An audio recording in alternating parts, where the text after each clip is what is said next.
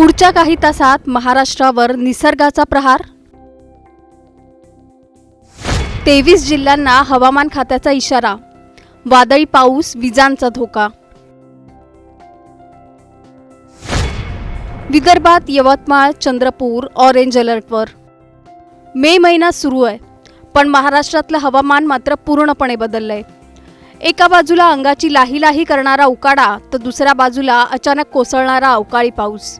आणि आता पुढच्या काही तासांसाठी हवामान खात्याने मोठा इशारा दिलाय।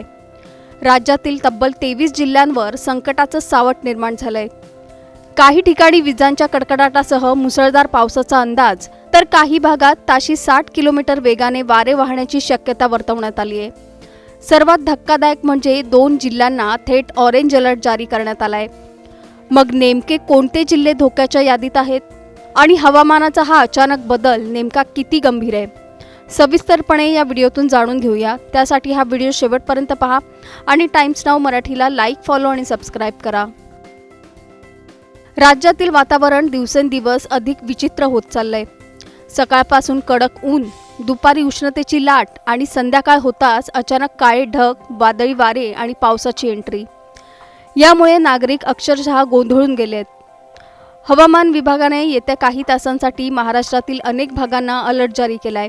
राज्यातील तब्बल 21 जिल्ह्यांना येलो अलर्ट देण्यात आलाय, तर यवतमाळ आणि चंद्रपूर या 2 जिल्ह्यांना ऑरेंज अलर्टवर ठेवण्यात आलंय। ऑरेंज अलर्ट म्हणजे परिस्थिती गंभीर होण्याची शक्यता। या भागात विजांच्या कडकडाटासह मेघगर्जना, जोरदार पाऊस आणि ताशी 50 ते 60 किलोमीटर वेगाने वारे वाहू शकतात। त्यामुळे नागरिकांना सतर्क राहण्याचं आवाहन करण्यात आलंय। दरम्यान कोकण, मध्य महाराष्ट्र, मराठवाडा आणि विदर्भातील अनेक जिल्ह्यांमध्ये हलका ते मध्यम पाऊस पडण्याची शक्यता आहे।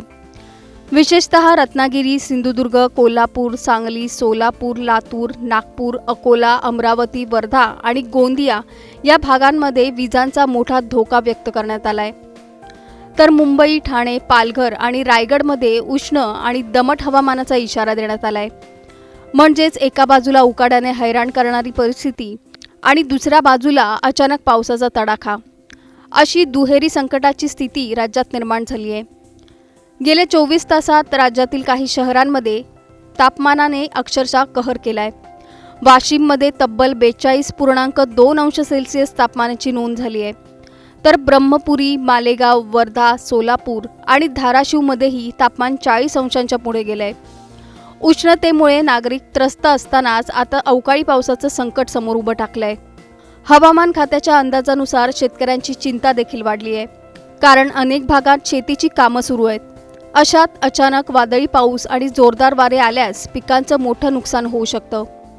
आता पुढचे काही तास महाराष्ट्रासाठी महत्त्वाचे ठरणार आहेत, कारण हवामानाचा हा बदल नेमका किती मोठं संकट निर्माण करतो याकडे संपूर्ण राज्याचं लक्ष लागलंय। तुमच्या जिल्ह्यात सध्या हवामान कसं आहे? पाऊस सुरू झालाय की अजूनही उकाडाच आहे?